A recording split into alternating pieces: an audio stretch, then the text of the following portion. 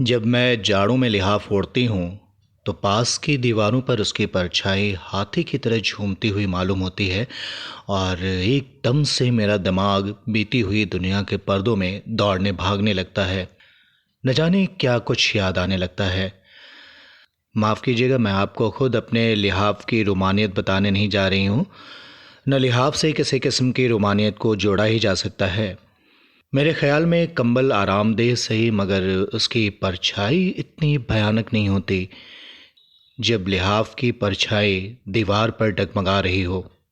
ये तब का जिक्र है जब मैं छोटी सी थी और दिन भर भाइयों और उनके दोस्तों के साथ मार कुटाई में गुजार दिया करती थी। कभी कभी मुझे ख्याल आता है कि मैं कमबख्त इतना लड़ाका क्यों हूँ। उस उम्र में जबकि मेरी और बहनें आशिक जमा कर रही थीं, मैं अपने पराए हर लड़के और लड़की से जूतम पैजार में मशगूल थी। और यही वजह थी कि अम्मा जब आगरा जाने लगीं तो हफ्ते भर के लिए मुझे अपनी मुंहबोली बहन के पास छोड़ गईं। उनकी यहाँ अम्मा खूब जानती थीं कि चूहे का बच्चा भी नहीं और मैं किसी से लड़ भिड़ भी नहीं सकूंगी। सज़ा तो खूब थी। हाँ, तो अम्मा मुझे बेगम जान के पास छोड़ गईं। वही बेगम जान जिनका लिहाफ अब तक मेरे जहन में गर्म लोहे के दाग की तरह महफूज है। ये बेगम जान थी जिनके गरीब माँ बाप ने नवाब साहब को इसीलिए दामाद बना लिया कि वो पक्की उम्र के थे, मगर थे निहायत नेक। कोई बाजारू औरत उनके यहाँ कभी भी नज़र नहीं आई। खुद हाजी थे और बहुतों को हज करा चुके थे, मगर उन्हें एक अजीबो गरीब शौक था। लोगों को कबूतर पालने का शौक होता है, बटेरे लड़ाते हैं, मुर्गबाजी करते हैं। इस किस्म के वाहियात खेलों से नवाब साहब को नफरत थी।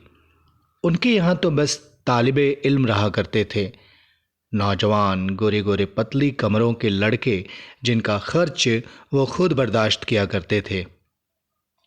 मगर बेगम जान से शादी करके तो वो उन्हें कुल साजो सामान के साथ ही घर में रखकर भूल गए और वो बेचारी दुबली पतली नाजुक सी बेगम तन्हाई के गम में घुलने लगी। न जाने उनकी जिंदगी कहाँ से शुरू होती है, वहाँ से जब वो पैदा होने की गलती कर चुकी थी, या वहाँ से जब वो एक नवाब बेगम बनकर आई और छपर खट पर जिंदगी गुजारने लगी, या जब से नवाब साहब के यहाँ लड़कों का जोर बंधा, उनके लिए मुर्गन हलवे और लजीज खाने जाने लगे और बेगम जान दीवाने खान के दर्जों में से उन लचकती कमरों वाले लड़कों की चुस्त पिंडलियां और मुअत्तर बारीक शबनम के कुर्ते देख देख कर अंगारों पर लौटने लगीं। या जब वो मन्नतों मुरादों से हार गईं, चिल्ले बंधे और टोटके और रातों की वजीफा ख्वानी भी चित्त हो गई। कहीं पत्थर में जोंक लगती है। नवाब साहब अपनी टस से मस न हुए। फिर बेगम जान का दिल टूट गया और वो इल्म की तरफ मुतवज्जा हुई, लेकिन यहाँ भी उन्हें कुछ न मिला। इश्किया नावल और जज्बाती अशरार पढ़कर और भी पस्ती छा गई। रात की नींद भी हाथ से गई और बेगम जान जी जान छोड़कर बिल्कुल ही आंसू हसरत की पोट बन गई। चूल्हे में डाला ऐसा कपड़ा पहना जाता है किसी पर रौब गांठने के लिए। अब न तो नवाब साहब को फुर्सत की शबनमी करतूतों को छोड़कर जरा इधर तवज्जो करें और न वो उन्हें आने जाने देते। जब से बेगम जान ब्याह कर आई थीं, रिश्तेदार आकर महीनों रहते और चले जाते, मगर वो बेचारे कैद की कैद ही रहती। उन रिश्तेदारों को देखकर उनका खून और जलता था कि सबके सब मज़े से माल उड़ाने, उम्दा घी निकलने, जाड़ों का साजो सामान बनवाने आन मरते, और बावजूद नई नई रुई के लिहाफ के बड़ी सर्दी में वो अकड़ा करती। हर करवट पर लिहाफ नई नई सूरतें बनाकर दीवार पर साया डालता, मगर कोई भी साया ऐसा न था जो उन्हें जिंदा रखने के लिए काफ़ी हो। मगर क्यों जिए फिर कोई जिंदगी? जान की जिंदगी जो थी, जीना बिदा था नसीबों में, वो फिर से जीने लगीं और खूब जीं। रब्बों ने उन्हें गिरते गिरते संभाल लिया। चिटपुट देखते देखते उनका सूखा जिस्म हरा भरा होना शुरू हो गया। गाल चमक उठे और हुस्न फूट निकला। एक अजीबो गरीब तेल की मालिश से बेगम जान में जिंदगी की झलक आई। माफ कीजिए, उस तेल का नुस्खा आपको बेहतरीन से बेहतरीन रिसाले में भी नहीं मिलेगा। जब मैंने बेगम जान को देखा तो वो 40-42 की रही होंगी। उफ, किस शान से वो मसनद पर नीम दराज थीं और रब्बो उनकी पीठ से लगी कमर दबा रही थी। एक ऊदे रंग का दोशाला उनके पैरों पर पड़ा था और वो महारानियों की तरह शानदार मालूम हो रही थीं। मुझे उनकी शक्ल बेइंतहा पसंद थी। मेरा जी चाहता था कि घंटों बिल्कुल उनके पास से उनकी सूरत देखा करूं। उनकी रंगत बिल्कुल सफ़ेद थी, नाम को सुर्खी का जिक्र नहीं, और बाल स्याह और तेल में डूबे रहते थे। मैंने आज तक उनकी मांग ही बिगड़ी नहीं देखी। मजाल है जो एक बाल इधर से उधर हो जाए। उनकी आंखें काली थीं और अबरू पर के जायद बाल अलहदा कर देने से कमाने सी खिंची रहती थीं। आंखें जरा तनी हुई रहती थीं।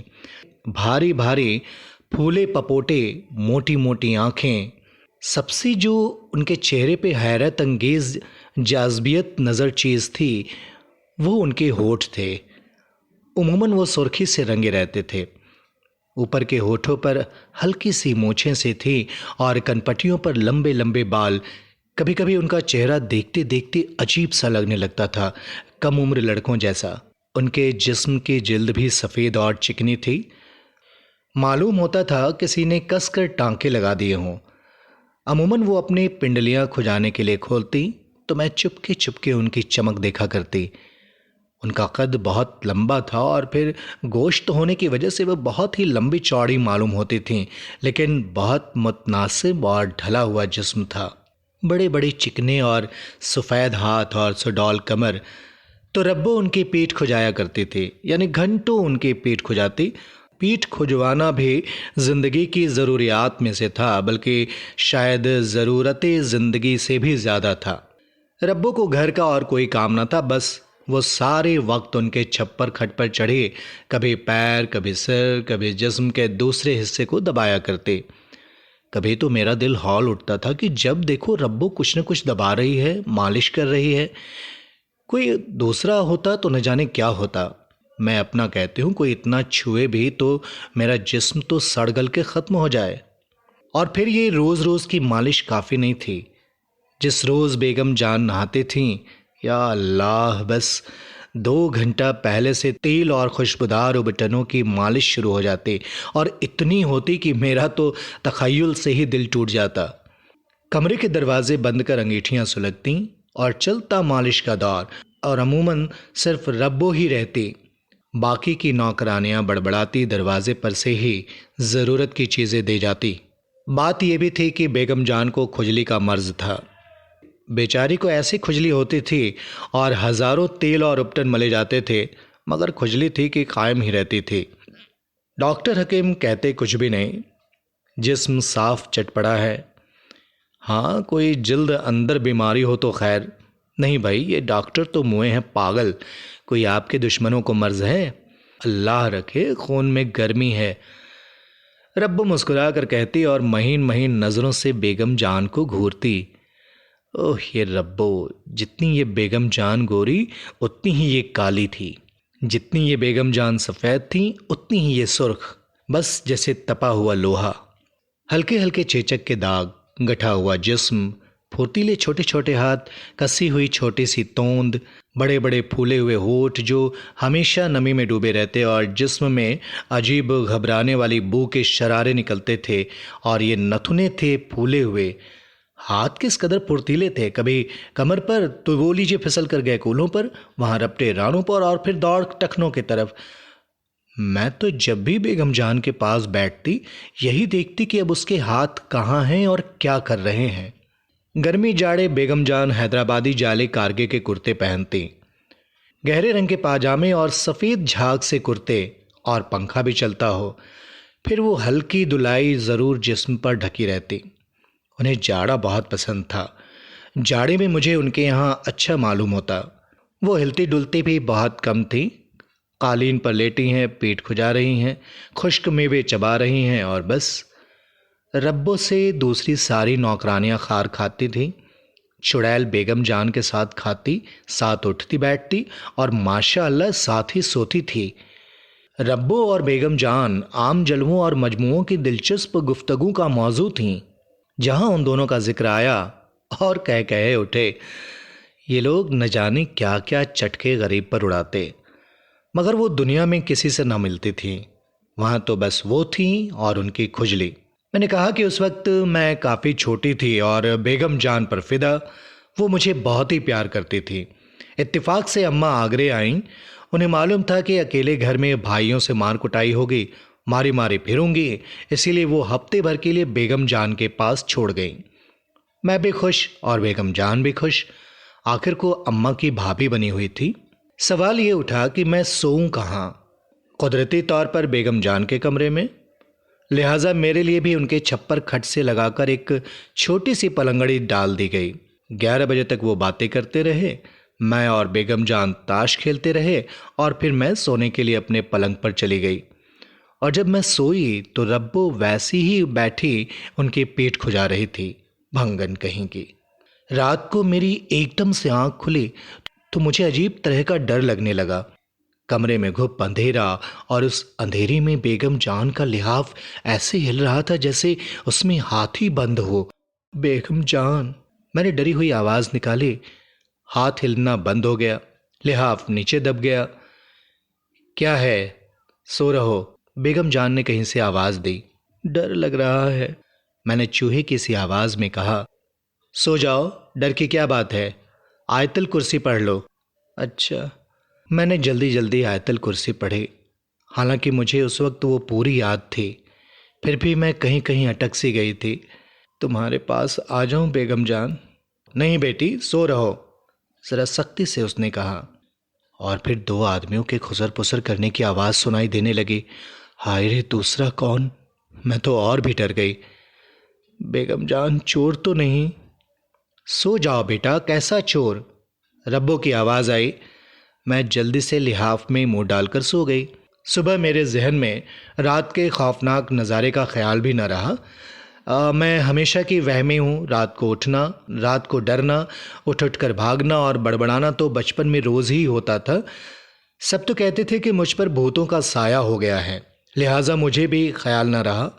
सुबह को लिहाफ बिल्कुल मासूम नज़र आ रहा था, मगर दूसरी रात मेरी आंख खुली तो रब्बो और बेगम जान में कुछ झगड़ा बड़ी खामोशी से छपर खट पर ही तय हो रहा था और मुझे खाक समझ न आया।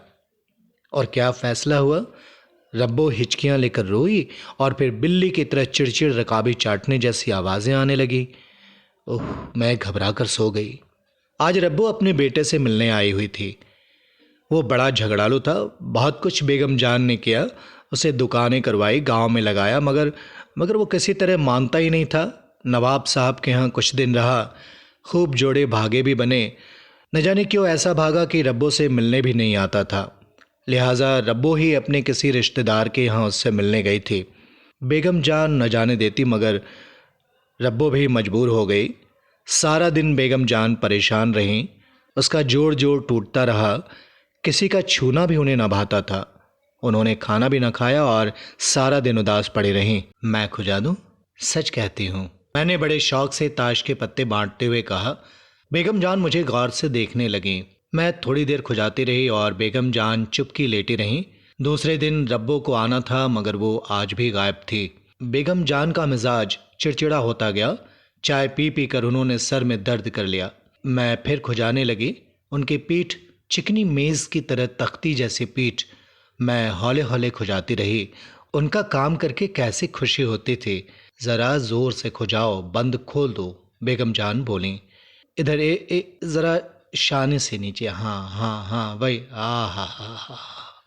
वो सुरूर में ठंडी ठंडी सांसें लेकर इत्मीनान का इजहार करने लगी। और इधर, हालांकि बेगम जान का हाथ खूब जा सकता था, मगर वो मुझसे ही खुजवा रही थी और मुझे उल्टा फक्र हो रहा था। यहाँ ओए, तुम तो गुदगुदी करती हो। मैं बातें भी कर रही थी और खुजा भी रही थी। तुम्हें कल बाजार भेजूंगी, क्या लोगी? वही सोती जागती गुड़िया? नहीं बेगम जान, मैं गुड़िया नहीं, मैं क्या बच्चा हूँ अब? बच्चा नहीं तो क्या बुढ़ी हो गई है? गुड़िया नहीं तो बबुआ ले लेना, कपड़े पहनाना खुद। मैं दूंगी तुम्हें बहुत से कपड़े, सुना? और उन्होंने करवट ली। मैंने भी जवाब दिया, अच्छा। इधर उन्होंने मेरा हाथ पकड़कर जहाँ खुजली हो रही थी रख दिया। जहाँ उन्हें खुजली मालूम होती वहाँ रख देती और मैं बेख्याली में बबुए के ध्यान में डूबी मशीन की तरह खुजाती रही और वो मुतवातिर बातें करती रहीं। सुनो, तो तुम्हारी फिराकें कम हो गई हैं ना? कल दर्जी को दूंगी कि वो नई सी कर ले आए। तुम्हारी अम्मी कपड़े दे गई हैं, वो लाल कपड़े की नहीं बनवाऊंगी, चमारों जैसी है। मैं बकवास कर रही थी और मेरा हाथ न जाने कहाँ से कहाँ पहुंचा। बातों बातों में मुझे मालूम भी न हुआ बेगम जान तो चित्त लेटे थीं और मैंने जल्दी से हाथ खींच लिया। ओए लड़की, देख कर नहीं खुजाती, मेरी पसलियां नोचे डालती है। बेगम जान शरारत से मुस्कुराई और मैं झेप गई। इधर आ, मेरे पास लेट जा। उन्होंने मुझे बाजू पर सर रखकर लिटा लिया। एहे, कितनी सूख रही है, पसलियां निकली जा रही हैं। उन्होंने पसलियां गिननी शुरू कर दी। मैं मिनमिनाई। ओए, तो मैं क्या खा जाऊंगी? कैसा तंग स्वेटर बुना है, गर्म बनियान भी नहीं पहना तुमने। मैं कुलबुलाने लगी।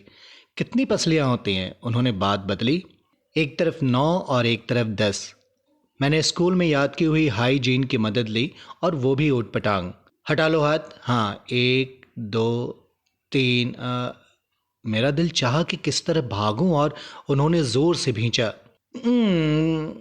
बेगम जान जोर जोर से हंसने लगी। अब भी जब कभी मैं उनका उस वक्त का चेहरा याद करती हूँ तो दिल घबराने लगता है। उनकी आंखों के पपोटे और वजनी हो गए। ऊपर के होठ पर स्याही घिरी हुई थी, बावजूद सर्दी के पसीने की नन्ही नन्ही बूंदें होठों पर और नाक पर चमक रही थी। उसके हाथ यक ठंडे थे मगर नर्म, जैसे उन पर खाल उतर गई हो। उन्होंने शाल उतार दी और कारगे के महीन कुर्ते में उनका जिस्म आटे की लोनी की तरह चमक रहा था। भारी जड़ाऊ सोने के बटन गिरबान की एक तरफ झूल रहे थे। शाम हो गई थी और कमरे में अंधेरा घट रहा था। मुझे एक नामालूम डर सी वहशत होने लगी। बेगम जान की गहरी गहरी आंखें, मैं रोने लगी दिल में। वो मुझे एक मिट्टी के खिलौने की तरह भींच रही थी। उनके गर्म गर्म जिस्म से मेरा दिल हौलने लगा, मगर उन पर तो जैसे भूतना सवार था और मेरा दिमाग का ये हाल कि न चीखा जाए और न रह सकूं। थोड़ी देर बाद वो पस्त होकर निढाल लेट गईं। उनका चेहरा फीका और बदरौनक हो गया और लंबी लंबी सांसें लेने लगी। मैं समझी कि अब मरी ये और मैं वहां से उठकर सरपट भागी बाहर की तरफ। शुक्र है रब्बो रात को आ गई और मैं डरी हुई जल्द से लिहाफ ओढ़कर सो गई, मगर नींद कहाँ, चुप घंटों पड़ी रही। अम्मा किसी भी तरह आ नहीं रही थी। बेगम जान से मुझे ऐसा डर लगता था कि मैं सारा दिन मामाओं के पास बैठी रही, मगर उनके कमरे में कदम रखते ही दम निकलता था। और कहती भी तो किससे और कहती भी तो क्या? बेगम जान से डर लगता है। बेगम जान जो मेरे ऊपर जान छिड़कती थीं, आज रब्बू में और बेगम जान में फिर अनबन हो गई। मेरे किस्मत की खराबी कहिए या कुछ और, मुझे उन दोनों की अनबन से डर लगने लगा, क्योंकि रात ही बेगम जान को ख्याल आया कि मैं बाहर सर्दी में घूम रही हूं और मरूंगी निमोनिया में। लड़की, क्या मेरा सर मुड़वाएगी? जो कुछ हुआ गया तो और आफत आ जाएगी। उन्होंने मुझे पास बिठा लिया। वो खुद मुंह हाथ सिफलची में धो रही थीं। चाय तिपाई पर रखी थी। चाय तो बनाओ एक प्याली, मुझे भी देना। वो तौलिए से मुंह खुश्क कर बोली, जरा कपड़े बदल लूं। वो कपड़े बदलती रही और मैं चाय पीती रही। बेगम जान नाइन से पीठ मलवाते वक्त अगर मुझे किसी काम से बुलवाती तो मैं गर्दन मोड़े जाती और वापस भाग आती। अब जो उन्होंने कपड़े बदले तो मेरा दिल उलटने लगा। मुंह मोड़े मैं चाय पीती रही। हाय अम्मा, मेरे दिल ने बेकसी से पुकारा। आखिर ऐसा भाइयों से क्या लड़ती हो जो तुम मेरी मुसीबत? माँ को हमेशा से मेरा लड़कों के साथ खेलना नापसंद था। कहो भला, लड़के क्या शेर चीते हैं जो निगल जाएंगे उनकी लाडली को? और लड़के भी कौन, खुद भाई और 2-4 सड़े सड़ाए। उन जरा जरा से उनके दोस्त मगर नहीं, वो तो औरत जात को 7 तालों में रखने के कायल। और यहाँ बेगम जान की वो दहशत जो दुनिया भर के गुंडों से नहीं। बस चलता सो उस वक्त सड़क पर भाग जाती, फिर वहां न टिकती, मगर लाचार थी, मजबूर कलेजे पर पत्थर रखकर बैठी रही। कपड़े बदलकर 16 सिंगार हुए और गर्म गर्म खुशबुओं के इत्र ने उन्हें और भी अंगारा बना दिया और वो चली मुझ पर लाड़ उतारने। घर जाऊंगी, मैंने उनके हर राय के जवाब में कहा और रोने लगी। मेरे पास तो आओ, मैं तुम्हें बाजार ले चलूंगी। अरे सुनो तो। मगर मैं कली की तरफ फिसल गई। सारे खिलौने मिठाइयाँ एक तरफ और घर जाने की रट एक तरफ। वहाँ भैया मारेंगे चुड़ैल। उन्होंने प्यार से मुझे थप्पड़ लगाया। पड़े मारे भैया, मैंने सोचा और रूठी अकड़ी सी बैठी रही। कच्ची अमियाँ खट्टी होती हैं बेगम जान, जली कटी रब्बो ने राय दी। और फिर उसके बाद बेगम जान को दौरा पड़ गया। सोने का हार जो वो थोड़ी देर पहले मुझे पहना रही थीं टुकड़े टुकड़े हो गया। महीन जाले का दुपट्टा तार तार और वो मांग जो मैंने कभी बिगड़ी नहीं देखी थी झाड़ झंखार हो गई। ओह ओह करके वो झटके लेकर चिल्लाने लगीं। मैं रपटी बाहर। बड़ी जतन से बेगम जान को होश आया। जब मैं सोने के लिए कमरे में दबे पैर जाकर झांकी तो रब्बो उनकी कमर से लगे जिस्म दबा रही थी। जूती उतार दो, उसने उसकी पसलियां खुजाते हुए कहा और मैं चूहिया की तरह लिहाफ में दुबक गई। बेगम जान का लिहाफ अंधेरे में फिर हाथी की तरह झूम रहा था। अल्लाह माँ, मैंने मरी हुई आवाज़ निकाली। लिहाफ में हाथी फुदका और बैठ गया। मैं भी चुप हो गई। हाथी ने फिर लूट मचाई। मेरा रोआं रोआं कांपा। आज मैंने दिल में ठान लिया कि ज़रूर हिम्मत करके सिरहाने लगा हुआ बल्ब जला दूं।